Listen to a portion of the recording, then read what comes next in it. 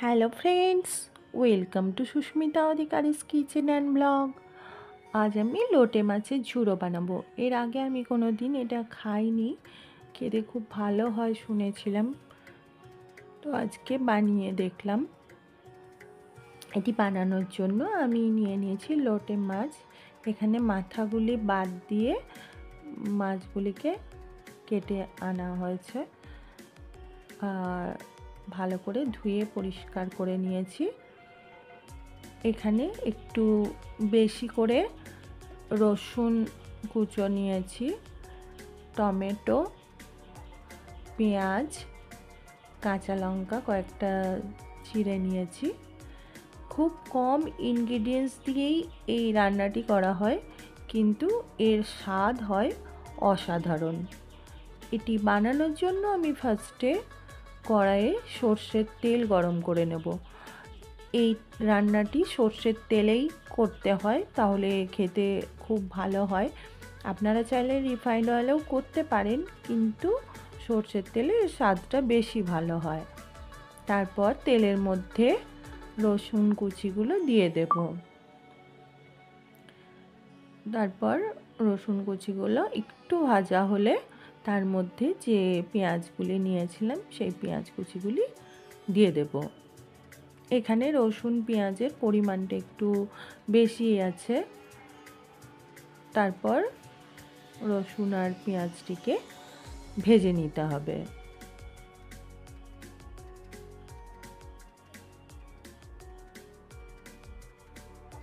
একটু নুন দিয়ে ভাজবো, তাহলে পেঁয়াজটা তাড়াতাড়ি ভাজা হয়ে যাবে। যতক্ষণ না ভালো করে ভাজা হচ্ছে ততক্ষণ ভাজতে হবে।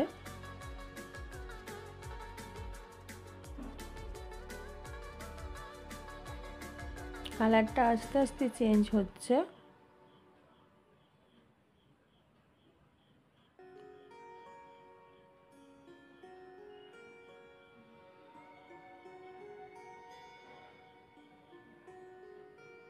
আমি আমার হাজব্যান্ডকে অনেকবার বলেছিলাম লোটে মাছ আনতে, কিন্তু নিয়েই আসতে চায় না।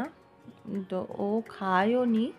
আমি আমাদের পাড়ায় বিক্রি করতে এসেছিলো, ওখান থেকে অল্প নিয়েছি, কারণ সবাই বলে খেতে খুব ভালো, তো আমার খাওয়ার খুব ইচ্ছে ছিল। দেখুন পেঁয়াজটা লাল লাল করে ভাজা হয়ে গেছে, তখন তার মধ্যে টমেটো কুচিগুলি দিয়ে দিতে হবে। যেহেতু নুন দেওয়া আছে সেই জন্য টমেটোগুলো তাড়াতাড়ি ভালো করে মিক্সড হয়ে যাচ্ছে। তারপর তার মধ্যে দিয়ে দেব হলুদ গুঁড়ো, লঙ্কা গুঁড়ো। এখানে লঙ্কা গুঁড়োর পরিমাণটা একটু বেশি করেই দিতে হবে, কারণ এই মাছটি একটু ঝাল ঝাল খেতেই ভালো লাগে। তারপর আপনারা আপনাদের স্বাদ অনুযায়ী দেবেন, কারণ অনেকেই ঝাল খেতে পারে না, কিন্তু এই মাছটা একটু ঝাল ঝালই ভালো লাগে। কয়েকটা কাঁচা লঙ্কাও আমি চিড়ে দিয়ে দিলাম এর মধ্যে। তারপর ভালো করে নেড়ে নিতে হবে। দেখুন মশলাটি থেকে তেল ছেড়ে আসছে। এরকম যখন তেল ছেড়ে আসবে তখন জানতে হবে যে মশলাটি ভালো করে কষানো হয়ে গেছে।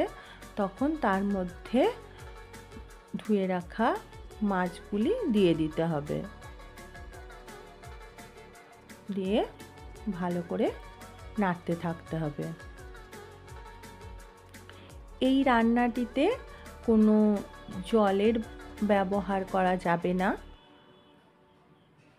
এই মাছটা থেকে অনেক জল এমনি ছাড়ে, সেই জন্য আলাদা করে কোনো জল লাগবে না। এইভাবে নাড়তে নাড়তেই মাছটা সিদ্ধও হবে, ভাজাও হবে, আর রান্নাটিও এইভাবেই হবে। এই মাছের কাঁটাগুলি খুব নরম হয়, শুধু মাঝে একটা দুটো বড় শিরের মতো থাকে, ওটা নাড়তে নাড়তে এমনিই মাছটা যখন হয়ে যাবে, মিশে যাবে, তখন কাঁটাগুলো এমনিই বেরিয়ে আসবে।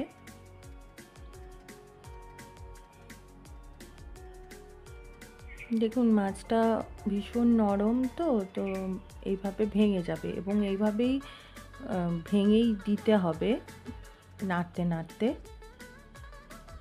তবেই এটার টেস্টটা ভালো লাগে।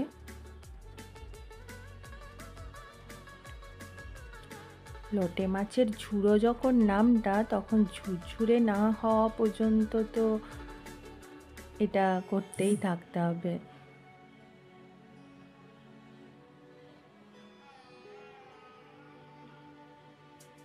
দেখুন মাছটা কি সুন্দর মিশে যাচ্ছে। এই যে কয়েকটা বড় কাঁটা এইভাবে বেরিয়ে আসবে, ওইগুলিকে ফেলে দিতে হবে। না ফেললেও এমনিও চিবিয়ে খাওয়া যায়, কিন্তু ফেলে দিলে খেতে ভালো লাগবে, মুখে লাগবে না।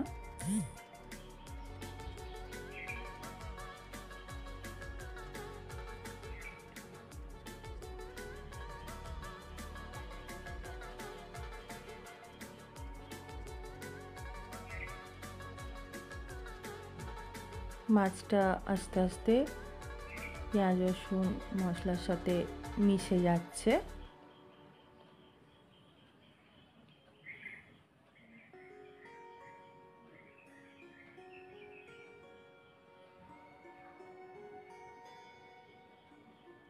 যখন এইভাবে একদম মাছটা গলে মিশে যাবে, তখন একটু ধনেপাতা ছড়িয়ে দিতে হবে। ধনেপাতা ছড়িয়ে দিলে টেস্টটা খুব ভালো হয়।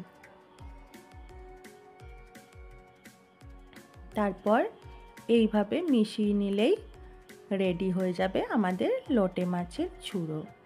আমার রেসিপিটি যদি আপনাদের ভালো লাগে, তাহলে প্লিজ আমার চ্যানেলটি সাবস্ক্রাইব করে দেবেন, বেল আইকনটি প্রেস করে দেবেন নেক্সট নোটিফিকেশনের জন্য। Thanks for watching. Bye bye all, love you all.